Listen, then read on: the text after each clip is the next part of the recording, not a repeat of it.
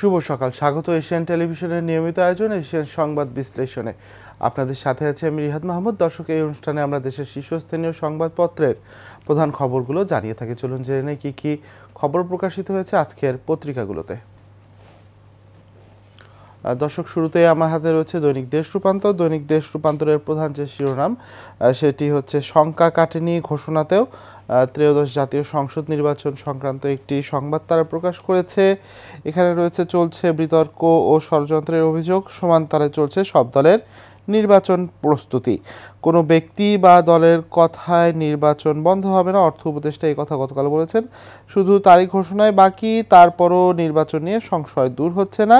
সরকার প্রধানের পর নির্বাচন কমিশন ফেব্রুয়ারিতে নির্বাচনের ঘোষণা দিয়েছে। আরপিওতেও সংশোধনের উদ্যোগ নেওয়া হচ্ছে। কোনো কিছুতেই নির্বাচনের কার্যক্রম দানা বাঁধছে না পেশাজীবীদের মতো।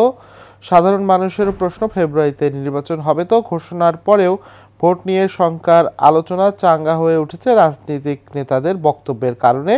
দলগুলোর শর্তের জালে নির্বাচন আটকে যাওয়ার ভয় রয়েছে। এই সংক্রান্ত একটি সংবাদ রয়েছে। আমরা এই সংবাদের উপরে অবশ্য দেখতে পাচ্ছি সিলেটের ভোলাগঞ্জে সাদা পাথর পর্যটন কেন্দ্রের লুটপাটের ফলে এখন তেমন পাথর নেই, সেই ছবি। পাশে সাদা পাথর লুটের ঘটনায় অনুসন্ধানে নেমেছে দুদক। সিলেটের সীমান্তবর্তী কোম্পানীগঞ্জ উপজেলার নয়নাভিরাম পর্যটন কেন্দ্র সাদা পাথর থেকে পাথর লুটে জড়িত তা বের করতে অনুসন্ধানে নেমেছে দুর্নীতি দমন কমিশন দুদক। গতকাল বুধবার দুদক সিলেট কার্যালয়ের কর্মকর্তারা সরজমিনে সাদা পাথর এলাকাটি ঘুরে এসেছেন এবং সেখানে ভিডিও চিত্র ধারণ করেছেন। এই সংবাদটি রয়েছে। পাশে আমরা দেখতে পাচ্ছি আরও গভীর হবে দুদেশের সম্পর্ক। দর্শক জানেন যে প্রধান উপদেষ্টা ডক্টর মোহাম্মদ ইউনূস তিনি এখন মালয়েশিয়ায় সফর করছেন এবং মালয়েশিয়ায় তিনি যেটি বলা হচ্ছে যে মালয়েশিয়ার সঙ্গে বাংলাদেশের সম্পর্ক আরও দৃঢ় হবে। এক্ষেত্রে শ্রমিক নেয়ার ক্ষেত্রে মালয়েশিয়া আরও শর্ত যেগুলো আছে সেগুলো শিথিল করবে এবং দুই দেশের অর্থনৈতিক উন্নয়নের যে সম্পর্ক তা আরও গভীর হচ্ছে। এবং গতকাল কিন্তু মালয়েশিয়া একটি বিশ্ববিদ্যালয় থেকে সম্মানসূচক একটি ডিগ্রি দেওয়া হয়েছে প্রধান উপদেষ্টাকে, সেই সংবাদটি আছে। এছাড়া ঋণখেলাপিরা নির্বাচনে অংশ নিতে পারবেন না, অর্থ উপদেষ্টা গতকাল এই কথা বলেছেন। তিনি বলেছেন আসন্ন সংসদ নির্বাচনে ঋণখেলাপিরা অংশ নিতে পারবেন না এবং গতকাল সচিবালয় সভাকক্ষে তিনি কথা বলেছেন, এই সংবাদটি আছে। এছাড়া স্বৈরাচারের পদধ্বনি শুনতে পাচ্ছি, বিএনপির স্থায়ী কমিটির সদস্য অধ্যাপক AZM জাহিদ হোসেন এই কথা বলেছেন গতকাল। এবং আরেকটি সংবাদ দেখা যাচ্ছে প্রস্তুতি ছাড়াই আন্তর্জাতিক বিমানবন্দর। কক্সবাজার আন্তর্জাতিক বিমানবন্দরে এখনও কাজ বাকি 30%। 2 অক্টোবর ফ্লাইট চালুর চিঠি। বড় বিমান ওঠানামা নিয়ে সন্দেহ প্রকাশ করা হয়েছে। আরেকটি সংবাদ আমরা দেখতে পাচ্ছি সেটি হচ্ছে নির্বাচনকালীন সরকারে থাকবে না আসিফ মাহমুদ। গত পরশুদিন তিনি একটি ইউটিউব চ্যানেলে তার একটি ইন্টারভিউ দিয়েছেন এবং সেই ইন্টারভিউয়ে তিনি বলেছেন তিনি ত্রয়োদশ জাতীয় সংসদ নির্বাচনে অংশগ্রহণ করতে চান এবং তিনি নির্বাচনকালীন সরকারে থাকবেন না। নির্বাচন তফসিল ঘোষণার আগেই তিনি সরকার থেকে পদত্যাগ করবেন, এই সংবাদটি রয়েছে। এছাড়া আরও বেশ কিছু সংবাদ আমরা দেখতে পাচ্ছি। সাবেক 3 গভর্নর ও 6 ডেপুটি গভর্নরের ব্যাংক হিসাব তলব করা হয়েছে, তাদের এইটি রয়েছে এবং সেনাপ্রধানের কোনো ফেসবুক অ্যাকাউন্ট নেই, আইএসপিআর এর পক্ষ থেকে বিজ্ঞপ্তি দেওয়া হয়েছে। এসব সংবাদ রয়েছে দৈনিক দেশ রূপান্তরের আজকের প্রথম পাতায়। দর্শক, এখন আমরা একটু দেখতে চাই দৈনিক ইত্তেফাক কী কী সংবাদ প্রকাশ করেছে। দৈনিক ইত্তেফাকের আমরা প্রথম যে সংবাদটি দেখতে পাচ্ছি, প্রধান যে শিরোনাম সেটি হচ্ছে রাজধানীর সড়কে খানাখন্দ, গর্তে পানি, দুর্ভোগ। দর্শক, এটি প্রায়ই দেখা যায় যে বর্ষা মৌসুমে কিন্তু রাজধানীর সড়কগুলোতে বিভিন্ন ধরনের রিপেয়ার কাজ হয় এবং সংস্কার কাজ চলে। এই সংস্কার কাজ চলার কারণে বর্ষার পানি এবং বৃষ্টির কারণে যানবাহন চলাচল এবং মানুষের চলাচলের জন্য কিন্তু রাজধানীবাসীকে বেশ দুর্ভোগ পোহাতে হয়। সেই সংক্রান্ত একটি সংবাদ তারা করেছে। এর পাশে দুগ্ধবঞ্চিত 45% শিশু, ফর্মুলা দুধের আগ্রাসী প্রচারের নিয়ন্ত্রণের দাবি। সেই সংক্রান্ত সংবাদ রয়েছে। এর পাশে প্রধান উপদেষ্টা ডক্টর মোহাম্মদ ইউনূসের একটি সংবাদ রয়েছে, জনগণের হাতে ক্ষমতা হস্তান্তরের প্রতিশ্রুতিবদ্ধ প্রধান উপদেষ্টা, ইউকেএম থেকে সম্মানসূচক ডক্টরেট ডিগ্রি গ্রহণ। এই সংবাদটি আমরা দেখতে পাচ্ছি। প্রধান উপদেষ্টা ডক্টর মোহাম্মদ ইউনূস বলেছেন, আমরা 2026 সালের ফেব্রুয়ারিতে একটি অবাধ, সুষ্ঠু এবং গ্রহণযোগ্য নির্বাচন করতে যাচ্ছি, যাতে জনগণের হাতে ক্ষমতা হস্তান্তর করা যায়। আমরা গণতন্ত্রকে শক্তিশালী করতে এবং ক্ষমতাকে প্রকৃত মালিকের জনগণের হাতে ফিরিয়ে দিতে প্রতিশ্রুতিবদ্ধ। এই সংবাদটি দেখতে পাচ্ছি। এছাড়া আরেকটি সংবাদ আমরা দেখতে পাচ্ছি, যশোরে যুবলীগ কর্মীকে বাড়ি থেকে ডেকে নিয়ে গলা কেটে হত্যা। যশোর সদরের কাশিমপুর ইউনিয়নে দৌলতদিহি গ্রামে রেজাউল ইসলাম নামে স্থানীয় এক যুবলীগ কর্মীকে বাড়ি থেকে ডেকে নিয়ে গলা কেটে হত্যা করেছে। মঙ্গলবার দিনগত মধ্যরাত 12টার দিকে এই ঘটনা ঘটে। এই সংবাদ রয়েছে। এবং ঢাকায় এমপিওভুক্ত শিক্ষক সমাবেশ থেকে ঘোষণা, 1 মাসের মধ্যে জাতীয়করণ না করলে 39,000 শিক্ষা প্রতিষ্ঠানে কর্মবিরতি। এই সংবাদ রয়েছে। বেসরকারি এমপিওভুক্ত শিক্ষা প্রতিষ্ঠানে জাতীয়করণের দাবি বাস্তবায়নে অন্তর্বর্তী সরকারকে 1 মাসের আলটিমেটাম দিয়েছে আন্দোলনরত আন্দোলনরত শিক্ষকরা। এই সংবাদটি রয়েছে। এবং ইনসুলিনের বাজার মূল্য নিয়ে নৈরাজ্য, রোগীরা আর্থিক ক্ষতির শিকার। এই সংবাদ রয়েছে। বাংলাদেশে মানবাধিকার পরিস্থিতি কিছুটা স্থিতিশীল হলেও উদ্বেগ রয়েছে, মার্কিন মানবাধিকার প্রতিবেদন। সেই মানবাধিকার প্রতিবেদনে এই তথ্যটি প্রকাশ করা হয়েছে। দর্শক, এই ছিল আজকের ইত্তেফাকের প্রথম পাতার সংবাদ। আমরা এখন একটু দেখব দৈনিক যুগান্তর কি কি সংবাদ প্রকাশ করেছে। দৈনিক যুগান্তরের প্রধান যে শিরোনাম সেটি কিন্তু আমরা দেখতে পাচ্ছি, তারা শিক্ষকদের এমপিওভুক্ত করার যে আন্দোলন, সেই আন্দোলনটি তারা লিড করেছে। রাজনীতিবিদ ও বিশ্লেষকদের অভিমত অপশক্তি লিড করেছে। এবং সেটি দেখতে পাচ্ছি যে আমরা ভোটের আগেই বাস্তবায়ন হতে হবে জুলাই সনদ। রাজনীতিবিদ ও বিশ্লেষকদের অভিমত, অপশক্তি রোধে জাতীয় ঐক্য জরুরি। একটি বিশেষ প্রতিবেদন আমরা দেখতে পাচ্ছি। জোরালো হচ্ছে নির্বাচন বানচালের ষড়যন্ত্র, প্রতিহত করতে প্রয়োজন দৃশ্যমান জাতীয় ঐক্য। একজন ফ্যাসিবাদ বিরোধী রাজনৈতিক দলগুলোকে সব ধরনের বিভেদ ভুলে ঐক্যবদ্ধ থাকতে হবে। এর পাশাপাশি ভোটের আগেই বাস্তবায়ন হতে পারে জুলাই সনদ। আগামী নির্বাচনের আগেই বাস্তবায়ন হতে পারে জুলাই সনদ। এর বাস্তবায়নযোগ্য সংস্কারগুলো ভোটের আগেই কার্যকর হবে অঙ্গীকারনামায় এই শর্ত রেখে সনদের খসড়া চূড়ান্ত করেছে জাতীয় ঐক্যমত কমিশন। এতে বলা হয়েছে, বিদ্যমান আইন আদালতের রায়ের ওপর প্রাধান্য পাবে সনদ। সংবিধানের মতে সনদেও ব্যাখ্যা দেওয়ার এখতিয়ার থাকবে সুপ্রিম কোর্টের। শুক্রবার রাজনৈতিক দলগুলোর কাছে এই খসড়া পাঠানো হতে পারে। এরপর সনদ বাস্তবায়নের পদ্ধতি নিয়ে দলগুলোর সঙ্গে ঐক্যমত কমিশন সংলাপ করবে। এর পাশাপাশি আমরা দেখতে পাচ্ছি বিশ্ব ব্যাংকের প্রতিবেদন, খাদ্যে মূল্যস্ফীতি সূচকে লাল তালিকায় বাংলাদেশ। খাদ্য মূল্যস্ফীতির হার বৃদ্ধির সূচকে এখনও বিশ্ব ব্যাংকের লাল তালিকায় বাংলাদেশ। 2021 সালের জুন থেকে গত জুলাই পর্যন্ত, অর্থাৎ 4.25 বছর ধরে বাংলাদেশ লাল তালিকায় অবস্থান করছে। এই সংবাদটি আমরা দেখতে পাচ্ছি। এছাড়া মালয়েশিয়ায় সম্মানসূচক ডক্টরেট ডিগ্রি গ্রহণ অনুষ্ঠানে বক্তৃতা দিয়েছেন প্রধান উপদেষ্টা ডক্টর মোহাম্মদ ইউনূস। তিনি বলেছেন, সুষ্ঠু নির্বাচন আয়োজনে কঠোর পরিশ্রম করছি। প্রধান উপদেষ্টা ডক্টর মোহাম্মদ ইউনূস বলেছেন, দেশে গণতন্ত্রকে শক্তিশালী করতে এবং ক্ষমতার মালিক জনগণের কাছে ক্ষমতা ফিরিয়ে দিতে তিনি প্রতিশ্রুতিবদ্ধ। এ লক্ষ্যে তার সরকার কঠোর পরিশ্রম করছে। 2026 সালের ফেব্রুয়ারিতে দেশে অবাধ, সুষ্ঠু ও একটি সুন্দর নির্বাচন তিনি উপহার দিতে চান, সেই কথাই তিনি বলেছেন। এছাড়া উপমহাদেশে বড় যুদ্ধের পূর্বাভাস, আবারও রণ উত্তেজনায় ভারত পাকিস্তান, রাজনৈতিক ইঙ্গিত আর সামরিক প্রস্তুতির মধ্যে দিয়ে ক্ষণে ক্ষণে ফুটে উঠছে দেশ দুটি। দর্শক, এই ছিল দৈনিক যুগান্তরের আজকের প্রথম পাতার সংবাদগুলো। দৈনিক প্রথম আলো তাদের প্রধান যে শিরোনামটি হচ্ছে সেটি হচ্ছে, আইনে যাই থাকুক প্রাধান্যভাবে জুলাই সনদের প্রস্তাব দলগুলোর সঙ্গে 2 পর্বের আলোচনা ও মতামতের ভিত্তিতে সমন্বিত খসড়া। এই সনদকে বিশেষ মর্যাদা ও আইনের ভিত্তি দেওয়ার কথা বলা হয়েছে। সনদে থাকছে 82টি বিষয়ের সংস্কার প্রস্তাব ও সুনির্দিষ্ট কিছু অঙ্গীকার। প্রাথমিক খসড়ায় কিছু পরিবর্ধন সংযোজন করা হয়েছে। এখন কিছু খুঁটিনাটি বিষয়ে পুনর্নিরীক্ষা করা হচ্ছে। অধ্যাপক আলী রিয়াজ, সহসভাপতি জাতীয় ঐকমত্য কমিশনের, তার একটি বক্তব্য এখানে দেওয়া হয়েছে। জুলাই সনদ ঘিরে বিএনপিকে চাপে রাখতে চায় এনসিপি। নির্বাচনের সময়সীমা নিয়ে এনসিপির নেতারা প্রায় বিভিন্ন সময় বিভিন্ন বক্তব্য দিচ্ছেন যাতে বিএনপি জুলাই সনদ নিয়ে নমনীয় থাকে।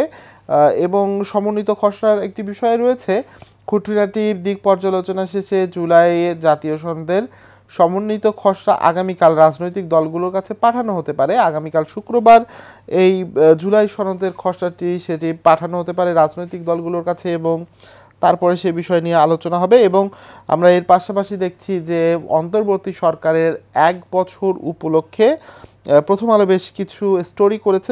আজকে তার 6 পর্ব প্রকাশ করা হয়েছে। এখানে কিন্তু গত 1 বছরে যে অন্তর্বর্তী সরকারের যে অর্জন বা অগ্রগতি সে বিষয়ে একটি সংবাদ করা হয়েছে। দ্বিধা আর সমন্বয়হীনতায় সরকারের কূটনীতি, মানে এইখানে যে নিউজটি করা হয়েছে সেটি সরকারের কূটনীতিক পরিবর্তনে বা পররাষ্ট্র মন্ত্রণালয়ের গত 1 বছরের কার্যক্রম নিয়ে কিন্তু দেখা যাচ্ছে যে একটি স্টোরি করা হয়েছে। সেই স্টোরিতে বলা হচ্ছে দ্বিধা আর সমন্বয়হীনতা ছিল গত 1 বছরে। পরবর্তী পরিস্থিতিতে বাংলাদেশের পারস্পরিক শ্রদ্ধা আর স্বার্থের ভিত্তিতে ইতিবাচক সম্পর্কের কথা বলা হয়ে আসছে। এই সংবাদ রয়েছে। এর পাশে আমরা যেটি দেখতে পাচ্ছি, পাথর তোলায় ঐকমত, পরে লুট।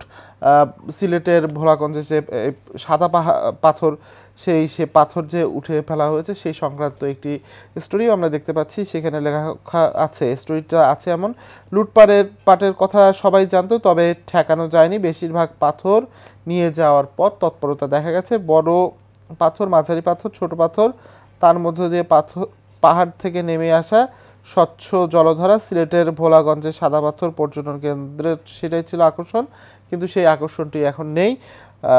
লুটপাট করা হয়েছে। তো যদিও বেশ কিছু পদক্ষেপ নেওয়া হয়েছে এরই মধ্যে এই পাথর কোয়ারি সংরক্ষণে বা পাথর কোয়ারিকে রক্ষার্থে। এখন দেখা যাক যে ভবিষ্যতে কি হয় সেটি। এরপর 8 বছর পর রোহিঙ্গা সংকট সমাধানের নতুন বৈশ্বিক উদ্যোগ। রোহিঙ্গা সংকট সমাধানে আগামী 4 বছরের মধ্যে 3টি আন্তর্জাতিক সম্মেলন হতে যাচ্ছে। এসব সম্মেলনের আয়োজক জাতিসংঘ, কাতার এবং বাংলাদেশ।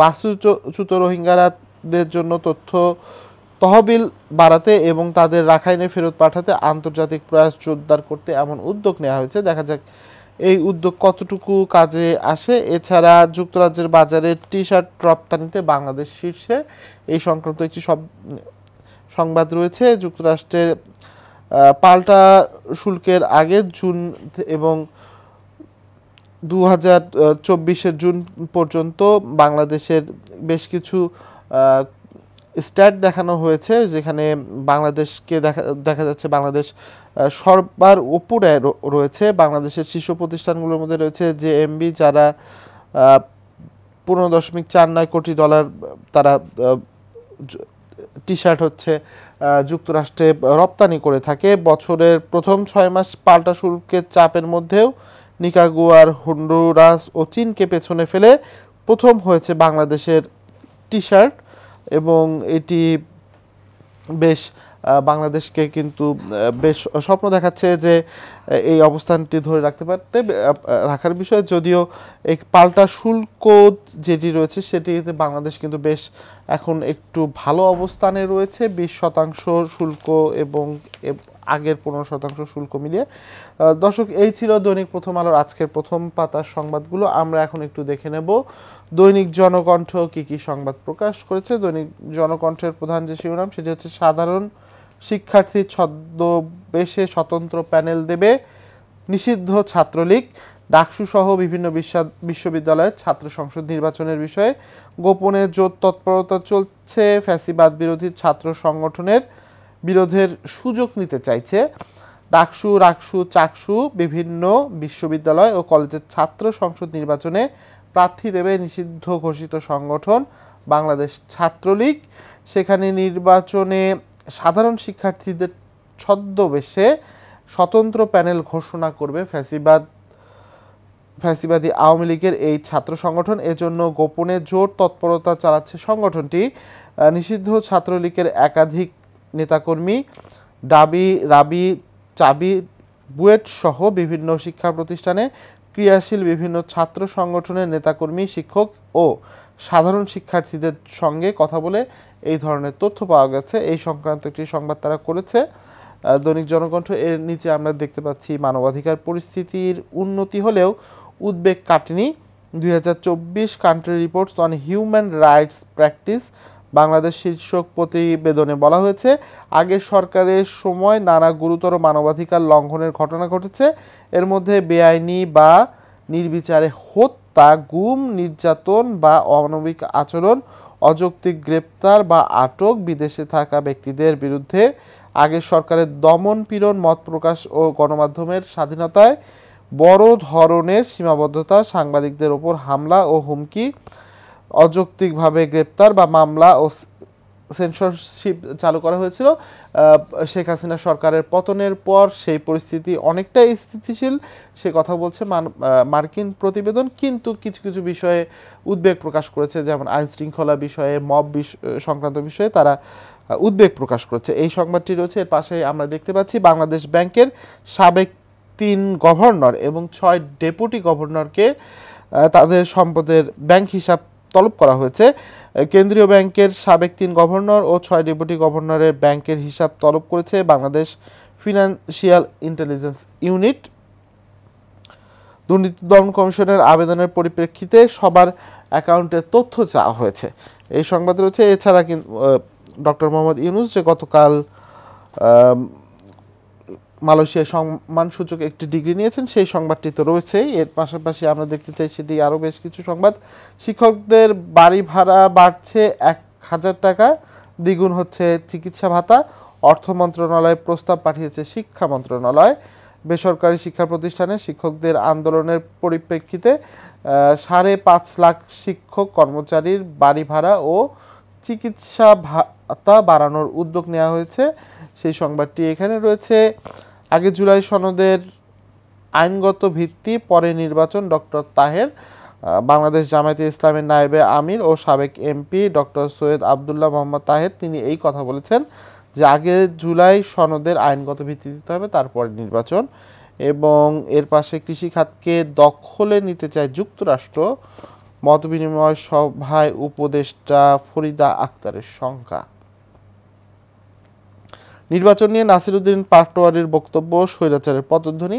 ডক্টর জাহিদ গত পরশুদিন নাসিরউদ্দিন পাটোয়ারী তিনি বলেছিলেন যে আগামী বছরের ফেব্রুয়ারিতে নির্বাচন হবে না, তো সেই কথারই আরেকটি তার পরিপ্রেক্ষিতে এই কথা বলেছেন ডক্টর জাহিদ। এই সংক্রান্ত সংবাদটি রয়েছে। দর্শক, এই ছিল জনকণ্ঠের আজকের প্রথম পাতার এবং প্রধান সংবাদগুলো। আমরা এখন একটু দেখে নিতে চাই দৈনিক বাংলাদেশ প্রতিদিন কি সংবাদ প্রকাশ করেছে। দৈনিক বাংলাদেশ প্রতিদিনের প্রধান যে শিরোনামটি দেখতে পাচ্ছি সেটি হচ্ছে নির্বাচনে চোখ বিদেশিদের, মার্কিন ভারপ্রাপ্ত রাষ্ট্রদূতের সিরিজ বৈঠক, আসছে ইউরোপের প্রতিনিধি দল, তৎপরতা কানাডা অস্ট্রেলিয়ার রাষ্ট্রদূতেরও, এই সংক্রান্ত সংবাদ রয়েছে। এবং খালেদা জিয়ার জন্মদিনে দোয়া কর্মসূচি, কেক কাটায় নিষেধাজ্ঞা দেওয়া হয়েছে, এই সংবাদ রয়েছে। বিচার বিভাগ পৃথক সচিবালয় প্রশ্নের রায় 2 সেপ্টেম্বর। এবং হঠাৎ বাজারে আগুন, নিত্যপণ্যের দাম নিয়ে একটি সংবাদ রয়েছে। কাঁচামরিচ যে দাম দেখানো হচ্ছে এখানে 180 থেকে 220 টাকায় বিক্রি হচ্ছে, করলা 80 থেকে 100 টাকা, বেগুন বিক্রি হচ্ছে 100 থেকে 120 টাকায়, টমেটো 150 থেকে 180 টাকা, গাজর 160 টাকা। সেঞ্চুরি ছুঁয়েছে অনেক সবজি, শুধু আলু আর পেঁপের দাম কিছুটা কম। রাজধানীর বাজার পরিস্থিতি বা সারা দেশের বাজার পরিস্থিতি নিয়ে বাংলাদেশ প্রতিদিনের একটি স্টোরি আমরা দেখতে পাচ্ছি। এবং রাস্তা বন্ধ করে শিক্ষকদের সমাবেশ, আলটিমেটাম, এই সংবাদটি রয়েছে। মার্কিন প্রতিবেদন, বাংলাদেশে মানবাধিকার পরিস্থিতি স্থিতিশীল, আছে উদ্বেগও। এই এবং গাড়ির ভিতরে 2 লাশের রহস্য উদ্ঘাটন, সেই সংবাদ রয়েছে। সাবেক ডেপুটি গভর্নর ও গভর্নরদের হিসাব তলব করা হয়েছে। দর্শক, এই ছিল দৈনিক বাংলাদেশ প্রতিদিনের আজকের প্রথম পাতার সংবাদগুলো। দর্শক, আমরা একটু এখন দেখে নিতে চাই দৈনিক সময়ের আলো কী কী সংবাদ প্রকাশ করেছে। দৈনিক সময়ের আলো আরেকটি সংবাদ, সেটি হচ্ছে প্রধান সংবাদ, রিস্ক বেশি রেটও বেশি, ঘুষ বাণিজ্য নিয়ে তার একটি সংবাদ প্রকাশ করেছে। অসাধু কর্মকর্তা কর্মচারীদের কর্মক্ষেত্রে বদল হলেও বদলায়নি অনিয়মের সিস্টেম, দালাল চক্র আগের মতোই সক্রিয় রয়েছে, দুদক সহ বিভিন্ন গোয়েন্দা সংস্থার ভয়ে কাজ করলেও থেমে নেই দুর্নীতি। দর্শক, এই ছিল দৈনিক সময়ের আলোর সংবাদ। আজকের বেশিরভাগ সংবাদপত্রে যেটি রয়েছে সেটি হচ্ছে প্রধান উপদেষ্টা মালয়েশিয়া সফরের সংবাদ রয়েছে এবং নির্বাচন ঘিরে বেশ কিছু স্টোরি রয়েছে। এছাড়াও শিক্ষকদের যে আন্দোলন ছিল সেই সংবাদও সকল পত্রিকায় এসেছে। দর্শক, এশিয়ান সংবাদ বিশ্লেষণ আজ এ পর্যন্তই। আগামীকাল একই সময় দেখা হবে। ততক্ষণ সবাই সুস্থ থাকুন, ভালো থাকুন, এশিয়ান টেলিভিশনের সঙ্গে থাকুন।